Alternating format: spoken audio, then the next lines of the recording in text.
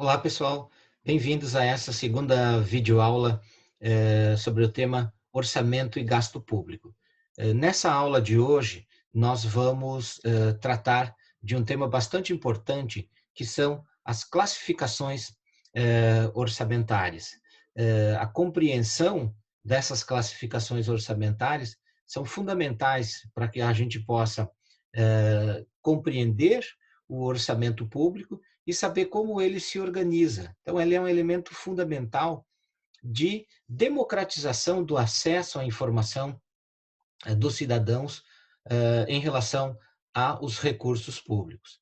Então, essa videoaula, ela tem como objetivo desse módulo de ensino compreender as principais classificações orçamentárias que nos permitam, então, conhecer como são realizados os gastos públicos, suas finalidades e onde eles serão aplicados, né, e os recursos que são arrecadados da sociedade. Então, esse é o objetivo fundamental desse módulo. Lembrando, né, como nós vimos no vídeo anterior, que o orçamento público é esse instrumento, essa ferramenta de administração pública que vai apresentar, por um lado, as receitas que são arrecadadas da sociedade, né, por meio dos tributos, do endividamento, dos aluguéis, né, todas as diferentes fontes de recurso que a administração pública tem e ordena os gastos, né, as despesas públicas. Para compreender esse processo, as classificações orçamentárias são fundamentais. Bom, a gente pode classificar as informações sobre orçamento de diferentes maneiras, tá? Então, uma primeira grande informação que nós vamos ter é em relação às receitas que vão compor esse orçamento. Fundamentalmente, qual é a origem, né? Qual é o fator gerador, qual é a origem dessas receitas. Por outro lado, nós podemos também ter, nós temos as despesas, e nas despesas são identificadas quem são os responsáveis, qual é o objetivo, a finalidade desse gasto, a classificação econômica desses recursos. Tá? Tanto nas receitas quanto nas despesas, uma segunda classificação é que as receitas elas podem ser classificadas em primárias e financeiras. O que são as receitas primárias? São aquelas receitas oriundas dos tributos, das concessões que o poder público faz para a empresa explorarem determinados serviços, da venda de ativos. Então, por exemplo, quando o poder público se desfaz de algum dos seus ativos, isso tudo é computado como receitas primárias. Já as receitas financeiras são aquelas que são oriundas do quê? De empréstimos que o poder público toma nos bancos, sejam eles aqui no Brasil, sejam eles no exterior, como também das dívidas, né, por meio da emissão de títulos da dívida pública, tanto da dívida interna quanto da dívida externa, tá bem? Já pelo lado das despesas, elas também podem ser classificadas em primárias e financeiras. O que compõe as despesas primárias? Todos aqueles gastos com salários, pensões e aposentadorias, a realização de obras, o custeio para a manutenção da máquina, tudo isso vai compor as despesas primárias.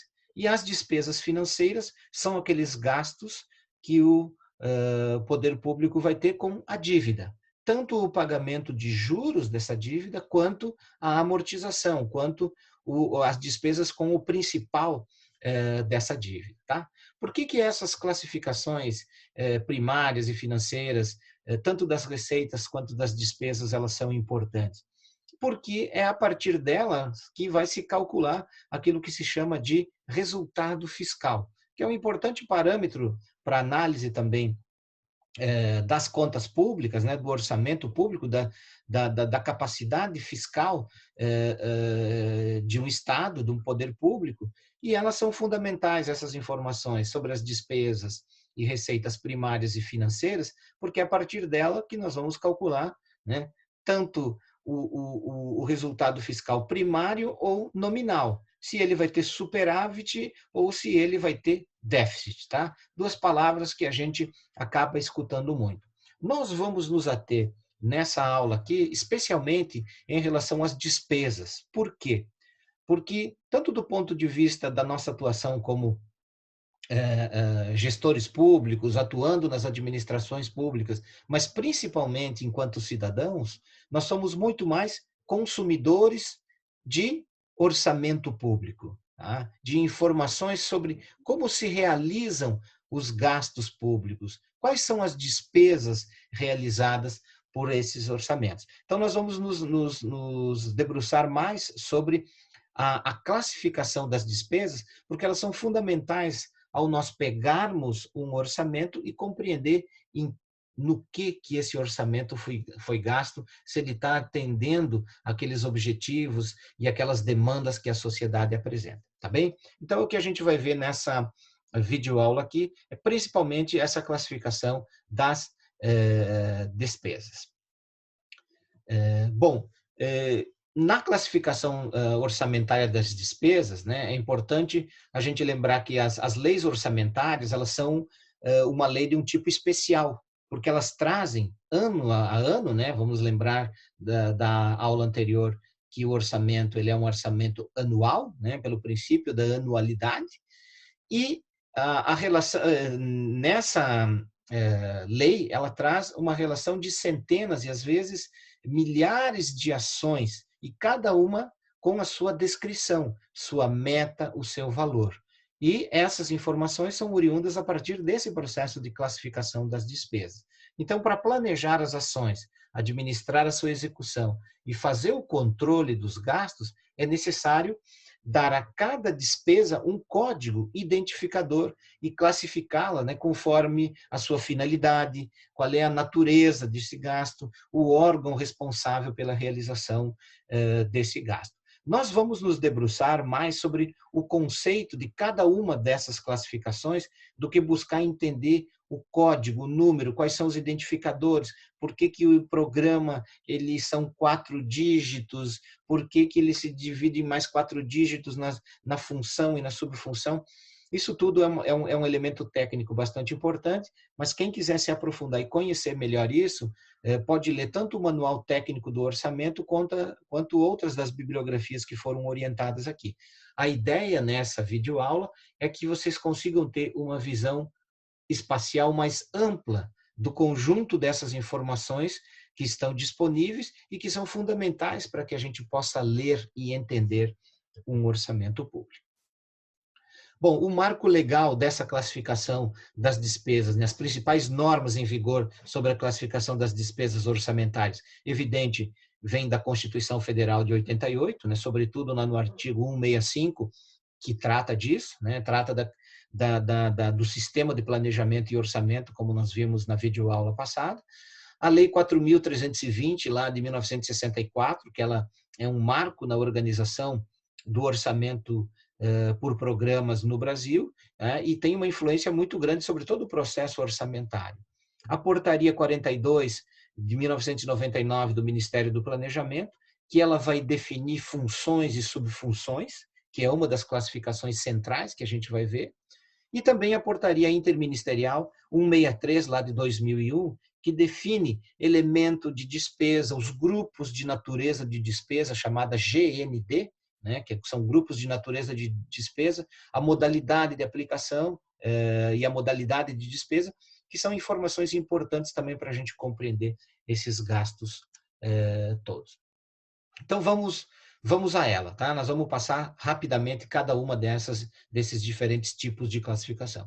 Então, a primeira delas é a classificação institucional, tá? Que ela vai apresentar qual é a secretaria, qual é o ministério, ou seja, a quem se destina esses recursos. Esse site que está indicado aí, nós vamos utilizar ele especialmente porque ele é um site que traz informações as mais atualizadas sobre a realização orçamentária dos municípios do Rio Grande do Sul e também do governo do estado do Rio Grande do Sul, e que ele serve como uma fonte muito importante, muito confiável de acesso a esses dados. No nosso último vídeo, próximo vídeo, nós vamos dar uma dica para vocês de várias fontes de informações orçamentárias, tanto do orçamento federal, quanto do orçamento estadual, quanto dos orçamentos municipais, tá? Mas registrem essa informação que no site do Tribunal de Contas do Rio Grande do Sul vai ser uma das fontes centrais de informação. Então, a primeira classificação é uma classificação institucional.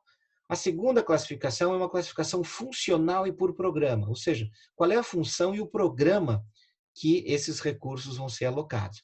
E, por fim, a classificação por categoria econômica e grupo de despesa, tá bem? Essas são as três classificações fundamentais que nós vamos ver hoje. Por que aparece aí uma quarta classificação, gastos por credor, seja ela empresa ou pessoa física?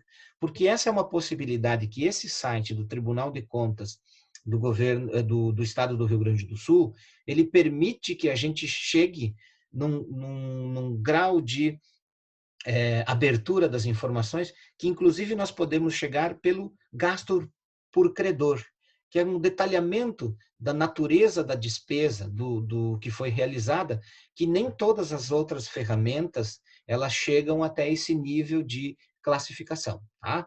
Então, guardem essa informação, porque quando a gente for exercitar e for navegar por alguns sites e portais que nos permitem acesso a essas informações, a gente vai ver que o site do Tribunal de Contas aqui do Estado do Rio Grande do Sul, ele permite que a gente chegue não apenas na classificação institucional, funcional e por programa e da categoria econômica, mas também até a nível dos credores da administração pública. Bom, vamos detalhar cada uma delas, dessas três primeiras. Então, o que é a classificação institucional? A classificação institucional, ela vai nos fornecer a informação de a quem se destina esses recursos orçamentários, tá? Essa parte, então, vai identificar qual é o órgão e a unidade orçamentária desse órgão da administração aos quais a despesa está vinculada. Tá? Isso vai acontecer por meio de um código de 5 dígitos, em que os 2 primeiros vão informar qual é o órgão e os 3 seguintes qual é a unidade orçamentária. O que é órgão e o que é unidade orçamentária? Bom, um órgão ele pode ser, por exemplo, uma secretaria dentro de uma prefeitura, que é um órgão orçamentário. Mas dentro dessa secretaria, eu tenho 2 ou 3 divisões dentro dessa secretaria, que são unidades orçamentárias, ou seja, essa unidade orçamentária, ela tem um determinado quinhão desse orçamento, tá bem? E ela é responsável por administrar, então, a realização desses recursos, tá? Então, a classificação institucional vai nos definir quem, né, é o responsável pela execução desses recursos orçamentários. Aqui eu trago a título ilustrativo, tá? Um exemplo. Isso aqui é do orçamento do governo federal, tá? Que aqui é como se apresenta numa página do orçamento informações relacionadas a um orçamento de um determinado órgão. Então, a primeira informação que ele nos traz, tá, é essa informação institucional. Vai me dizer qual é o órgão, nesse caso é o Ministério da Cultura, que a classificação pela tabela de classificação dos órgãos da administração pública federal, o Ministério da Cultura é o número 42.000, tá? E qual é a unidade orçamentária? É o Fundo Nacional de Cultura, que é 42.000, porque ele é vinculado ao Ministério da Cultura, 902, que é o código identificador. Então, todo o orçamento, ele vai apresentar como primeira informação a quem se destina esses recursos orçamentários, tá bem? Essa é a informação institucional. Esse daqui é um exemplo que eu peguei da classificação institucional aqui do município de Porto Alegre. É um dado lá de 2014, tá? A ideia aqui é demonstrar para vocês como é que essa informação se apresenta, por exemplo, aqui na estrutura da Prefeitura Municipal de Porto Alegre. Ela vai indicar qual é o órgão, tá? Por exemplo, aqui o Departamento de Esgotos Fluviais, qual é o valor que estava destinado a ele. A Procuradoria-Geral do Município, a Secretaria Municipal de Urbanismo, ou seja, qual é o órgão dentro da administração pública. Então, essa classificação institucional, ela é importante porque ela nos diz quem é o responsável pela realização daquela despesa e também ela nos informa, né, o montante de recursos que cada um desses órgãos recebeu no decorrer desse orçamento. Uma informação importante, vocês vejam aqui, ó, Aqui está falando da despesa liquidada, tá bem? Guardem esse conceito, porque a gente vai voltar lá ao final. Porque uma despesa no orçamento, ela pode se apresentar de diferentes formatos com informação. Uma, se é sobre aquilo que foi os recursos que estão previstos no orçamento, se são os recursos que estão empenhados no orçamento, ou são aqueles recursos que foram liquidados, tá? E também informação se são recursos que foram pagos. A gente vai ver a diferenciação de cada uma dessas informações lá no final dessa aula aqui. Mas a informação institucional, ela serve para nos informar a quem era destinado esses recursos orçamentários. Tá bem? A segunda classificação importante das despesas é a classificação funcional e por programa. Tá? O que essa informação ela nos traz? Ela nos diz em que os recursos são aplicados, qual é a finalidade do gasto. Então, essa é a informação que a classificação funcional e por programa nos traz. Ela serve para identificar qual é a área do governo a qual a despesa está atrelada. Tá? Se é, por exemplo, a saúde, se é a educação, se é o transporte, são essas áreas que ela vai informar. Ou seja, que finalidade se destina esse gasto. É um gasto em saúde, é um gasto em educação, é um gasto em transporte. Tá? E ela é uma informação que ela vai abranger 5 categorias de programação. Então, ela vai trazer informações sobre a função orçamentária, né, que é uma das principais classificações, se não a principal, porque ela nos diz claramente qual é a finalidade do gasto, a subfunção, o programa a que se destina esses recursos, a ação e o subtítulo, que é um detalhamento dessa informação. Bom, a função, ele é o maior nível de agregação das diferentes áreas da despesa pública. Então, por exemplo, pegando o exemplo da educação, eu tenho um gasto com a função educação. A outra informação que ele me traz é sobre subfunção. Ela vai representar uma partição da função, tá? Visa agregar determinado conjuntos de informações sobre essa despesa. Por exemplo, voltando ao caso da educação, eu quero saber quanto que foi o gasto com educação infantil, ou com ensino fundamental, ou com o ensino superior. A função vai me dar a informação do gasto com educação e a subfunção vai me dar a informação quanto desse gasto na função educação foi, por exemplo, com a educação infantil, tá bem? Relacionado à finalidade do gasto. A outra informação que esse bloco de classificação nos traz é em relação ao programa, tá? Que é aquele instrumento de organização de uma ação governamental. E os programas, dentro do PPA e também na lei orçamentária, mas sobretudo no PPA, nós vamos ter 2 grandes tipos de programas. Um programa que são aqueles chamados programas temáticos, né? Antigamente eles eram chamados de programas finalísticos, hoje eles são chamados de programas temáticos, porque são os programas que dizem e que informam sobre ações de políticas públicas que vão ser implementadas. Então, eu tenho um programa destinado à habitação, eu tenho o programa Minha Casa Minha Vida. Ele é um programa temático, tá? Porque ele se presta a fornecer bens e serviços para a população. E o outro tipo de programa são aqueles programas destinados à manutenção da própria administração pública. Então, por exemplo, se eu tenho um programa de qualificação dos servidores públicos, ele é um programa que ele não é voltado para a ação direta para os cidadãos. Ele é um programa de apoio ao funcionamento da administração pública, tá? Mas esses 2 tipos de programas, sejam os programas temáticos, ou seja, os programas de apoio à manutenção da administração, eles são uma ação. E as ações, elas podem ser de 3 grandes tipos, tá? As ações do tipo atividade, que são aquelas ações que ocorrem ao longo do tempo, tá? Elas estão destinadas, por exemplo, à identificação daquelas despesas que são despesas correntes. Então, por exemplo, a manutenção da folha de pagamento dos servidores, ela é uma atividade, porque ela ocorre ao longo do tempo, tá? Já as ações do tipo projeto são aquelas ações que têm início, meio e fim, tá? principalmente das despesas de capital. Por exemplo, a construção de um hospital. Então, eu vou ter começo, meio e fim para a realização dessa ação, que é um projeto, tá bem?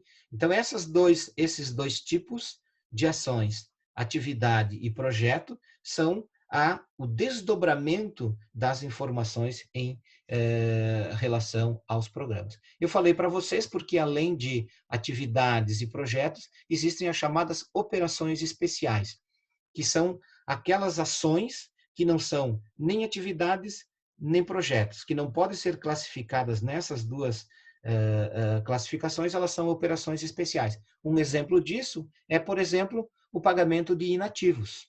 Tá? Então, esse é um exemplo de operações especiais da maneira como são registradas, tanto no PPA quanto na lei orçamentária.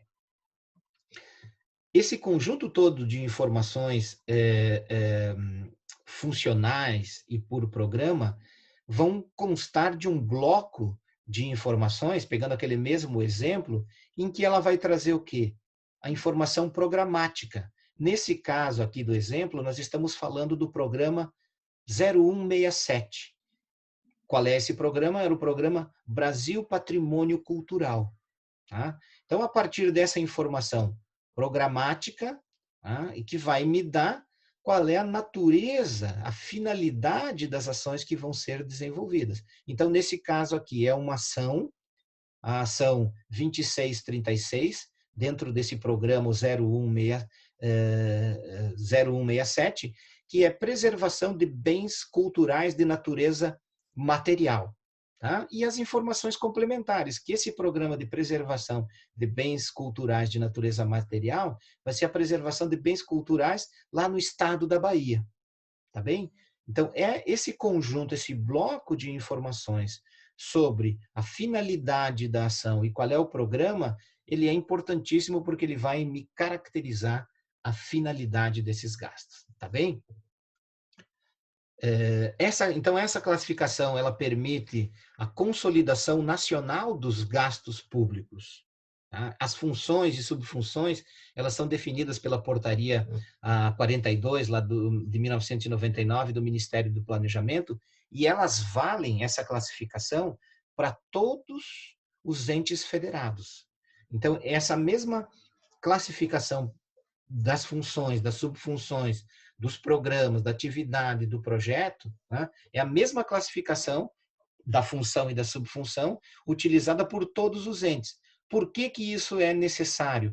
Para que eu consiga ter o fechamento das contas nacionais. Porque se cada ente federado denominar de uma maneira uma função, por exemplo, como é que eu sei quanto que todos os níveis de governo, todos os entes federados gastaram com educação?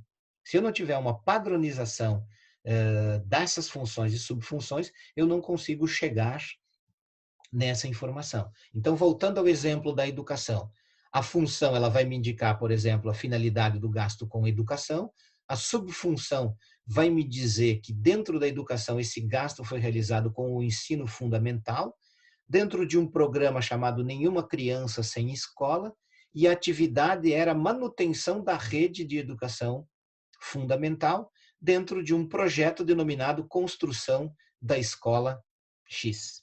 Tá bom?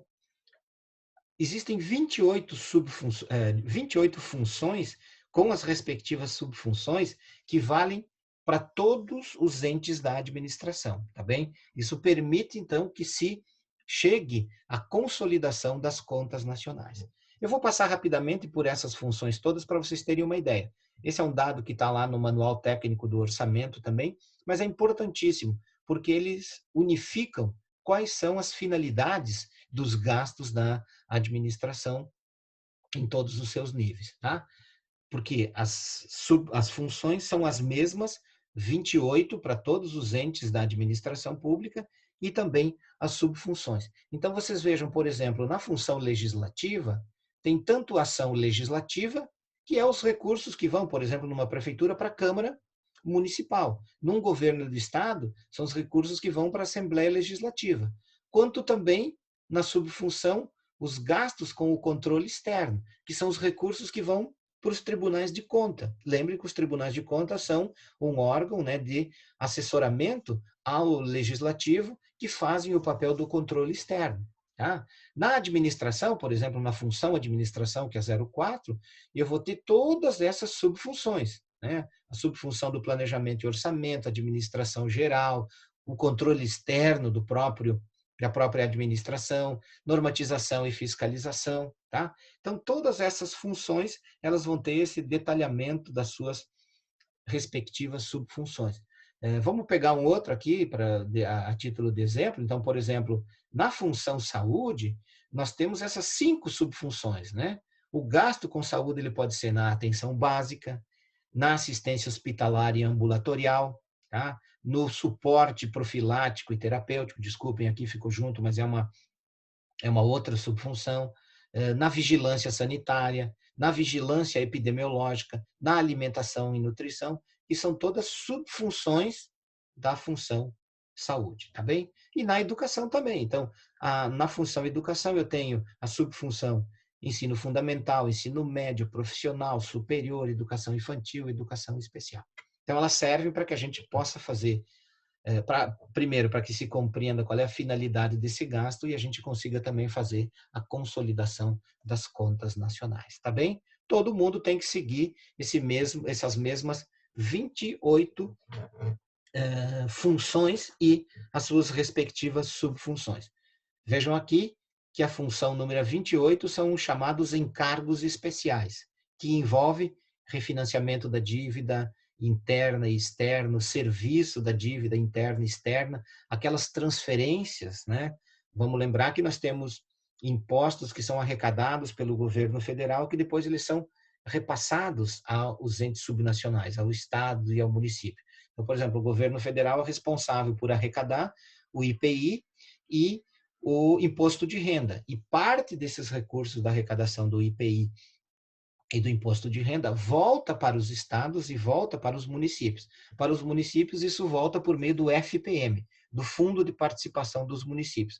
Como é que o governo federal registra lá no orçamento? Ele vai registrar que nos encargos especiais, na subfunção 845, existem transferências, que são essas transferências, por exemplo, do FPM. Como o governo do estado registra no seu orçamento as transferências, por exemplo, do ICMS aos municípios.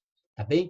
Então, a função e a subfunção são fundamentais porque elas são os melhores indicadores de classificação da natureza, da finalidade dos gastos que são realizados. Essa é uma amostra, por exemplo, como é que aparecem o registro, né, dos gastos por função, um exemplo lá do orçamento federal de 2017. Então, vejam que aparece aqui os gastos, né, nas grandes funções. Então, por exemplo, com administração, na função administração, 29 bilhões, na agricultura, 29,4, na defesa nacional, 63,1, na função legislativa, 8,1 bilhões, tá bem? Então, é para isso que a classificação da função e subfunção, ela serve para nos informar, para informar a sociedade qual é a finalidade dos gastos, tá bem? E aqui é um exemplo para vocês perceberem, compreenderem como é que essa classificação funcional, ela aparece, por exemplo, na consolidação dos dados de uma informação aqui sobre Porto Alegre. Quanto que foi gasto naquele mesmo ano de 2014 com cada uma dessas funções na Prefeitura de Porto Alegre, tá bom? É bom que se diga que essas 28 funções, elas servem, né, de parâmetro para classificação, para serem utilizadas na classificação dessas despesas por todos os órgãos e entes da administração, mas a gente pode ter casos em que um ente federado não tenha gastos em uma dessas funções. Por exemplo, a função judiciária, ela pode não aparecer como gastos. Tá? Ou relações exteriores, por exemplo, ela pode não aparecer. Mas, se tiver gasto, ela vai ter que ser realizada e vai ter que ser inscrita, registrada no orçamento dessa mesma forma. Tá bem? Bom, vamos lá para a terceira classificação, que é a categoria econômica, tá? E o grupo de natureza dessa despesa. Então, se a informação institucional ela me diz quem vai realizar esse gasto, a funcional e por programa é em quê, tá? Qual é a finalidade desse gasto? A classificação econômica, ela vai me dizer como vai ser esse gasto. Qual é a qualidade econômica desses recursos que vão ser utilizados, tá? Então, essa classificação vai separar as despesas, por exemplo, de consumo e manutenção da administração pública, daquelas que vão contribuir para a expansão da capacidade produtiva do país. Por exemplo, a construção de uma estrada ou uma obra, tá bem? Então, essa classificação por categoria econômica e por grupo de despesa, ela vai ter 4 critérios básicos de informação. A categoria econômica, se é custeio, se é capital, a natureza, o grupo de natureza de despesa, GND, dessa categoria econômica, a modalidade de aplicação e o elemento de despesa. Nós já vamos ver um pouquinho mais de detalhe cada uma delas. Só voltando àquele nosso exemplo, então, aonde ele aparece essa informação sobre a categoria econômica de uma despesa? Nesse mesmo conjunto de informações. Aqui eu vou ter a classificação institucional, aqui a programática, né, a finalidade, aqui por função e por programa, aqui eu vou ter a classificação econômica, que nesse exemplo aqui vai me dizer qual é a esfera de governo, qual é a GND, o resultado primário, a modalidade de aplicação e também a fonte desses recursos, tá bem? Então, todo o orçamento vai apresentar esse conjunto de 3 informações: a quem se destina, a finalidade do gasto e como esse gasto deve ser realizado. Tá bem, gente? Então, a categoria econômica e o grupo de natureza de despesa são 2 grandes classificações, tá? Primeiro é a categoria econômica, vai me dizer se essa despesa é uma despesa corrente ou se ela é uma despesa de capital. Grosso modo, se ela é uma despesa para manutenção da máquina ou se ela é uma despesa para ampliação dessa atuação do Estado. E dentro dessa classificação econômica, né, das categorias econômicas, vão estar divididos em 6 grupos de natureza de despesa. Relacionado às despesas correntes, eu vou ter as despesas com pessoal e encargos sociais, as despesas com juro e encargos da dívida e outras despesas correntes. Já nas despesas de capital, eu vou registrar aquelas despesas com os investimentos, com as inversões financeiras e com a amortização da dívida. Esse quadro aqui vai ajudar vocês a compreenderem um pouquinho melhor o que são essas despesas econômicas correntes e essas despesas de capital. Porque cada uma dessas 6 divisões que existem entre elas é aquilo que nós chamamos da GND. Tá? Deixa eu só retornar aqui para vocês verem que esse exemplo que eu dei para vocês aqui, vejam que na classificação econômica dela vai me dizer que é da esfera federal e que é da GND 4. Aqui podia ser a GND 3, mas o que quando ela me informa que é a GND 4, tá? Vejam aqui nessa coluna que várias das informações de cada uma dessas ações, GND 4, GND 4, GND 3, tá? Então, quando ela registra isso, essa informação quer dizer o quê? Que aquela despesa lá é uma despesa com outras despesas correntes. Tá? Desculpe, o exemplo era a GND 4.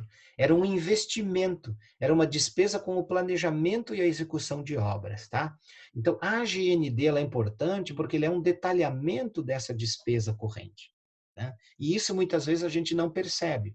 Porque é muito comum a gente dizer, precisa cortar as despesas do poder público, precisa cortar as despesas correntes, precisa cortar o custeio. E quando a gente imagina despesa corrente ou despesa de custeio, a gente imagina só o gasto com o cafezinho ou o gasto com os salários. Mas, na verdade, eles envolvem, sim, o gasto com remuneração, né, com pessoal e encargos sociais, que é a GND1. Ela vai identificar, então, os gastos com pessoal e encargos sociais, mas todas aquelas despesas com o pagamento do funcionalismo público. Tanto o salário em si, quanto aquelas despesas, por exemplo, com a contribuição previdenciária patronal, que o poder público também tem, tá? Então, tudo isso está registrado na GND1. Mas também na GND2, gente, dentro das despesas correntes, estão os juros e os encargos da dívida pública, que são as despesas com o pagamento dos juros, comissões, encargos da dívida pública, tanto a interna quanto a externa. E parece que muitas vezes, né, quando a gente vê aqueles comentários, precisa cortar, enxugar a máquina, a gente fala muito de corte em pessoal, o corte das outras despesas, mas a gente nunca fala em corte dos juros e do encargo da dívida, né? Vocês vão ter uma das aulas aqui desse curso que vai tratar do significado da Emenda Constitucional 95, que é a chamada PEC dos gastos, né? Porque ela, de forma bastante incisiva, inseriu na Constituição brasileira, pelos próximos 20 anos, né, o controle desse tipo de gastos aqui. Mas não vai incidir sobre esses gastos aqui com os juros, tá bem? E eles também são gastos de despesa corrente, que são os gastos com juros. Então, GND1, pessoal, encargos, GND2, juros e encargos da dívida, GND3 são outras despesas correntes. Aí sim, todas aquelas despesas que não classificadas nas demais categorias e que são voltadas para o funcionamento dos órgãos e a prestação de serviços públicos. Tá? Então, entra o que nas outras despesas correntes? Todas aquelas despesas, por exemplo, com manutenção, asseio e conservação, as despesas de energia elétrica, tá? As despesas de limpeza de um órgão público, o cafezinho, o papel que é gasto, o material de escritório, todas essas despesas são classificadas como GND3, tá bem? Bom, e nas despesas de capital? Nas despesas de capital nós também temos 3 classificações. A GND4, que são os investimentos, que são todas aquelas despesas com o planejamento e a execução de obras, bem como a aquisição de bens imóveis, instalações, equipamentos, né, o material permanente. Então, quando eu estou comprando uma cadeira para a administração pública, ele é um gasto com investimento. Por quê? Porque ele é um material permanente. Então, tudo aquilo que pode ser patrimoniado, aquilo que vai ter aquela plaquinha de identificação, a quem pertence esse patrimônio, são gastos como investimentos. Tá? Como também, por exemplo, o planejamento e a execução de uma obra. Eu posso encomendar, eu posso contratar um projeto técnico para a elaboração, para a construção de uma ponte. Então, essa parte do planejamento, a elaboração do projeto técnico, ela entra como investimento, como depois também a execução da obra de construção dessa ponte. Tá bem?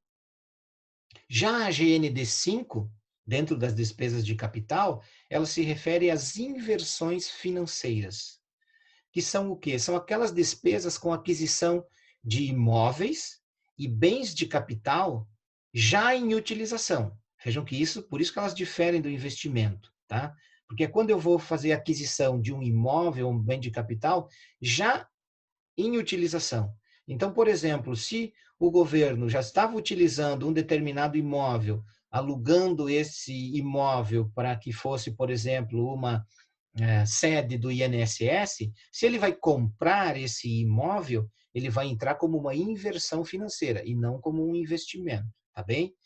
Como também aquisição de títulos ou aumento do capital das empresas. Então, quando o governo, por exemplo, ele compra títulos ou injeta recursos para aumentar o capital de uma estatal, esse recurso também é computado como uma inversão financeira. Tá? A concessão de empréstimos e aquisição de bens para revenda, por exemplo, os estoques reguladores, todos eles são registrados enquanto GND5 inversões financeiras. Tá bem? E, por fim, a GND6, que são as despesas com amortização da dívida, aquelas despesas como pagamento ou refinanciamento do principal da dívida pública e sua atualização monetária e cambial. Então, vejam que muitas vezes, quando a gente fala, né, de contenção dos gastos do setor público, a gente acaba falando muito de algumas dessas GNDs, mas não todas, né? Porque parece que a gente esquece que as despesas também com o principal da dívida e com os juros, a rolagem da dívida pública, como se eles também não fossem recursos, e muitos recursos que são carreados, né, do orçamento público. Tá certo? Então, essas informações das GNDs, elas são fundamentais na leitura de um orçamento, porque elas nos permitem essa classificação e nos permitem, por exemplo, dizer quanto que uma prefeitura, que o governo do estado ou que o governo federal gasta com investimento, com ampliação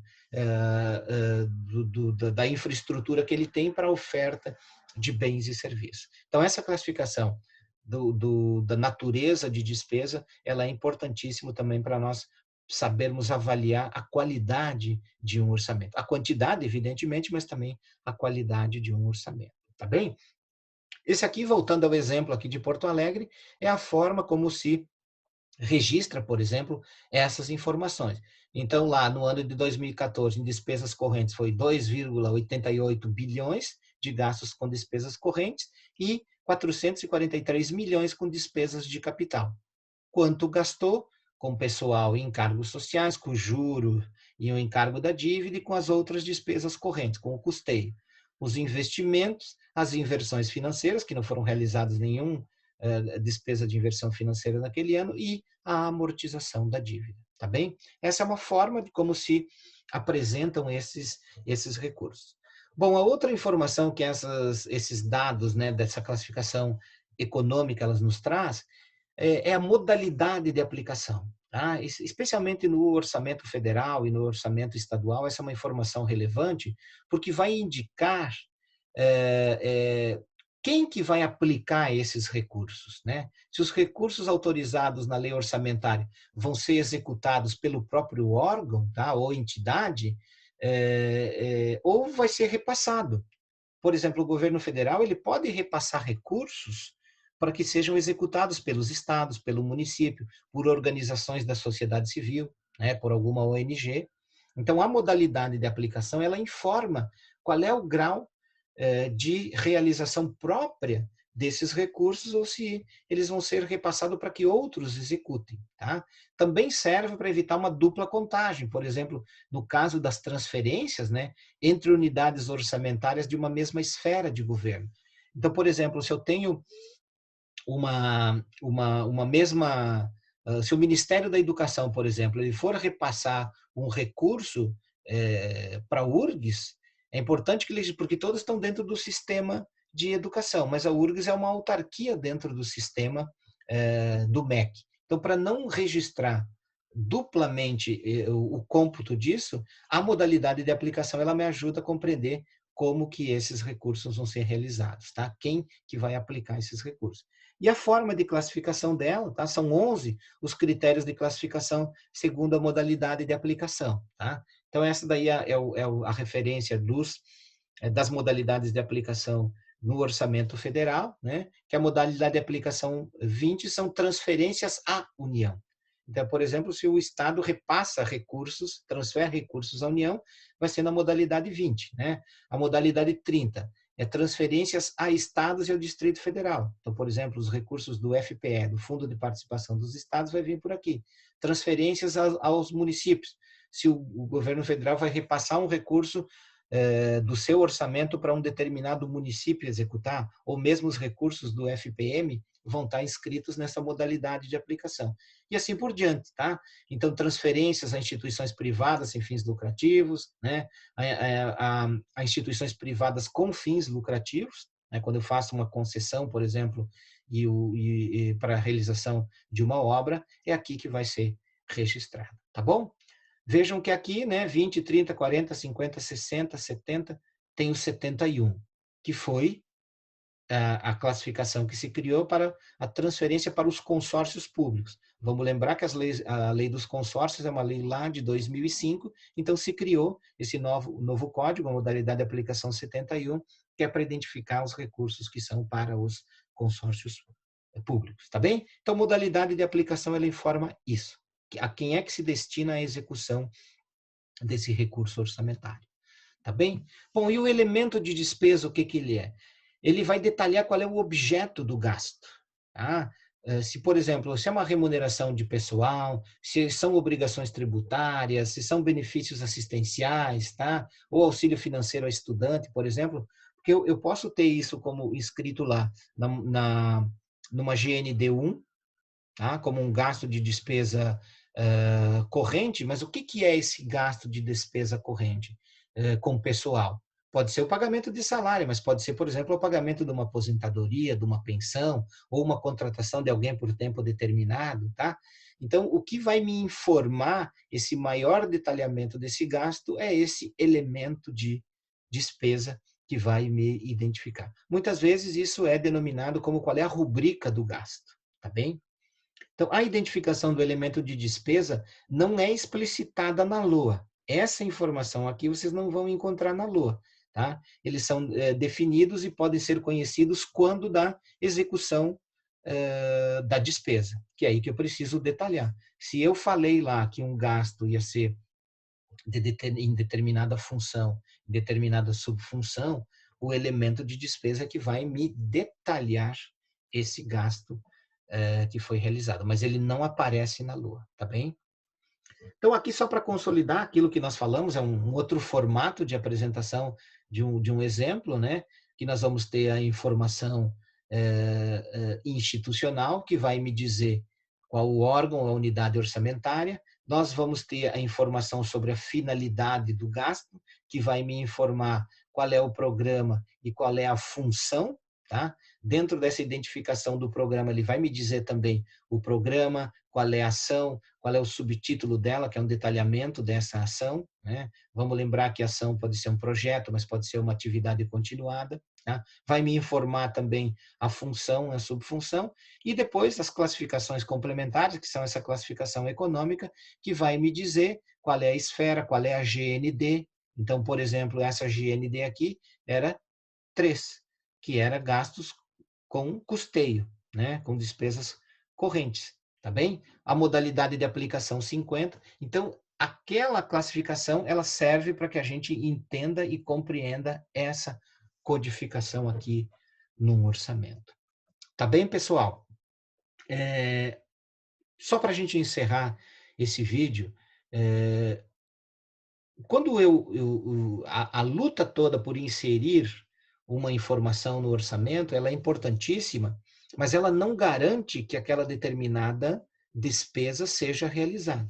Estar inscrito no orçamento é um primeiro passo fundamental, porque se uma informação, se um gasto não tiver inscrito no orçamento, tá? Se não tiver lá no programa essas informações, eu não posso alocar recursos para ele. Mas estando no orçamento não significa que essa despesa vai ser realizada, tá? Por quê? Porque, primeiro, eu tenho que ter financeiro para que esse orçamento. Orçamento, gente, não é dinheiro. Orçamento é uma autorização para que se possa gastar até tantos recursos, tá? A existência de recursos ou não vai depender do quê? Vai depender da arrecadação, vai depender da gestão financeira. Se o poder público conseguiu arrecadar esses recursos no tempo que ele imaginava ou não, tá bem? Mas inscrever no orçamento é o primeiro passo. Depois de inscrito no orçamento, nós temos os passos para execução orçamentária, tá?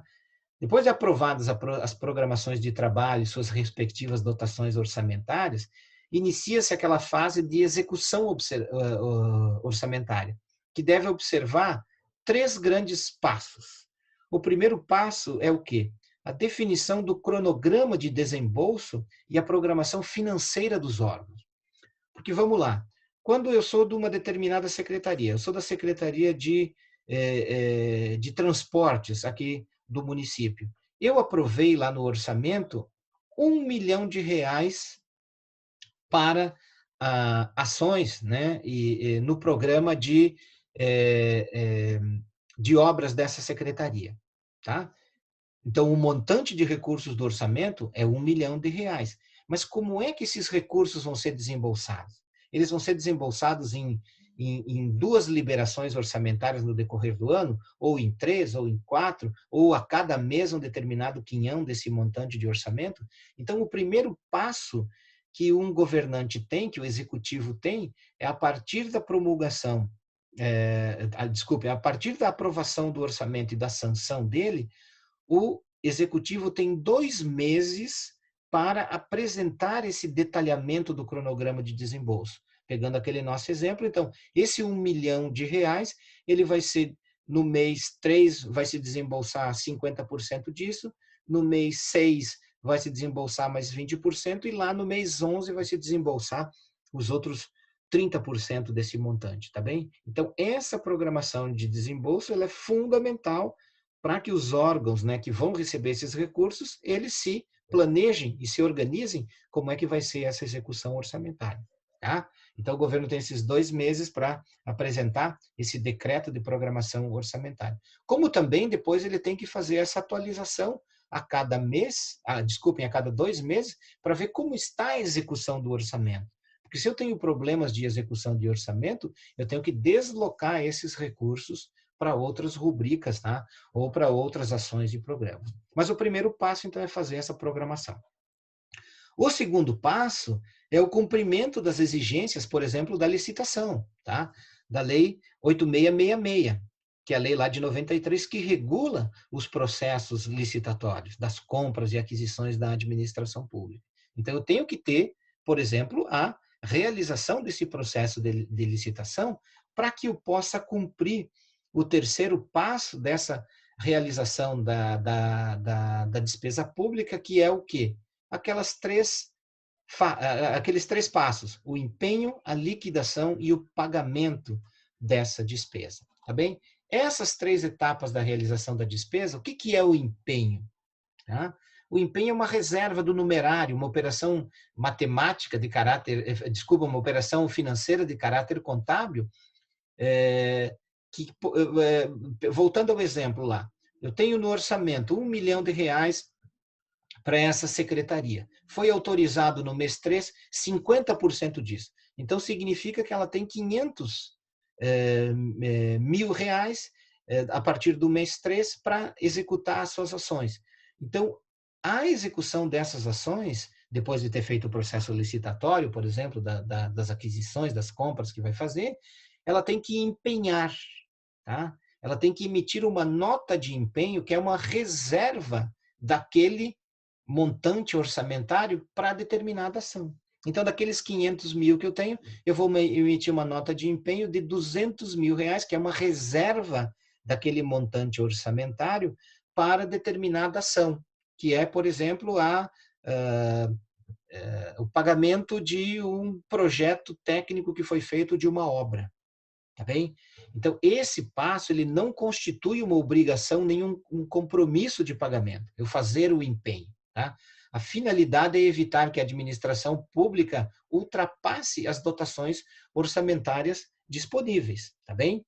Então, ele não garante, mas se eu não fizer esse primeiro passo, que é a realização do empenho, eu não posso realizar esse gasto. Tá bom? Então, a primeira etapa é o empenho. A segunda etapa é a liquidação. O que é a liquidação? É a verificação do direito adquirido pelo credor. Tá? Verifica-se a legitimidade da despesa empenhada.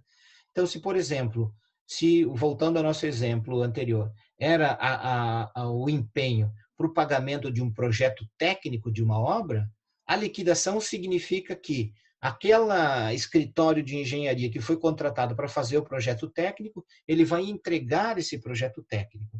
A administração pública vai avaliar se aquele projeto técnico está de acordo com aquilo que foi licitado, se ele atende aquilo que foi estabelecido, e a administração pública, então, liquida, ela reconhece, ela verifica que essa empresa de engenharia tem sim o direito a receber esse montante de 200 mil reais que foi previsto para a realização desse projeto técnico, tá bom? Então, aqui é o momento em que a administração reconhece que esse gasto vai ter que existir. Por quê? Porque aquele credor entregou aquele bem, o produto ou serviço que a administração adquiriu. E a terceira etapa é a etapa de pagamento. É quando se efetiva o pagamento via um depósito bancário, cheque administrativo ou transferência, tá? Que é a efetivação desse pagamento. Por que que eu falei disso, gente? Porque muitas vezes vocês vão encontrar informações sobre o orçamento que tem lá valor empenhado, valor liquidado, valor pago. O que que é que eu devo olhar? E muitas vezes só tem também a informação de qual é o valor orçado. Então, é o cruzamento dessas informações, por exemplo. Se eu tinha um orçamento que previa R$ 1 milhão para essa secretaria, ela conseguiu empenhar 800 mil, mas conseguiu liquidar R$ 500 mil, eu também consigo analisar qual é a efetividade desse órgão governamental em realizar esses gastos, tá? E a informação que é sempre mais precisa da gente poder observar é o montante que ele é liquidado e não o valor empenhado, porque o valor ele pode ser empenhado, mas depois ele pode ser desempenhado, tá? Por quê? Porque ou a administração mudou de planos em relação àquilo, ou esse credor não entregou o produto, ou esse produto não foi aceito, eu posso desempenhar esses recursos, tá bem? Aqui são um exemplo, então, que eu trago para vocês compreenderem aquele primeiro dado, por exemplo, das despesas de despesas correntes e de capital. Isso aqui é um exemplo da Prefeitura de Porto Alegre, lá do ano de 2016, o montante todo de recursos que foram liquidados. Vejam que a informação aqui ela me traz sobre os recursos que efetivamente foram liquidados naquele ano de 2016. A informação podia ser daqueles que foram empenhados, tá? A informação do liquidado, gente, ele pode ser igual ao do valor empenhado. Ele não pode ser maior, tá bem? Por quê? Porque o valor do empenhado é aquilo que vai me balizar quanto de recursos orçamentários que eu consegui fazer o primeiro passo das despesas públicas, que é fundamental para essa execução. Mas voltando então aqui ao exemplo, vejam que ele poderia me dar informação por funcional, aquelas 28, mas eu pedi a classificação econômica, que é GNDU, né? Gastos com pessoal e encargos sociais, outras despesas correntes, com a manutenção, com o custeio da máquina, os investimentos, a GND3, as inversões financeiras, né? Desculpem, as inversões financeiras, a GND, os investimentos que foram gastos, a amortização da dívida pública e os juros e encargos da dívida pública naquele momento, tá bem? Então, para isso que servem as informações, as classificações orçamentárias por funcional e a classificação econômica. Certo, gente? Então, essas classificações que a gente viu nessa videoaula de hoje, elas são importantes porque elas nos permitem esse olhar mais detalhado sobre o orçamento público para compreender qual é a finalidade dos gastos, como é que esses gastos foram feitos, tá bem? Eu espero que com essa videoaula isso possa ter ajudado vocês a compreenderem o olhar sobre o orçamento. Na próxima aula, nós vamos ver algumas das fontes de informações onde nós podemos acompanhar essa execução orçamentária, tanto do orçamento federal, quanto do orçamento estadual, quanto do orçamento municipal. Do orçamento municipal, a gente vai utilizar, sobretudo, as informações do Tribunal de Contas aqui do Rio Grande do Sul. Tá bem? Obrigado por assistirem até aqui.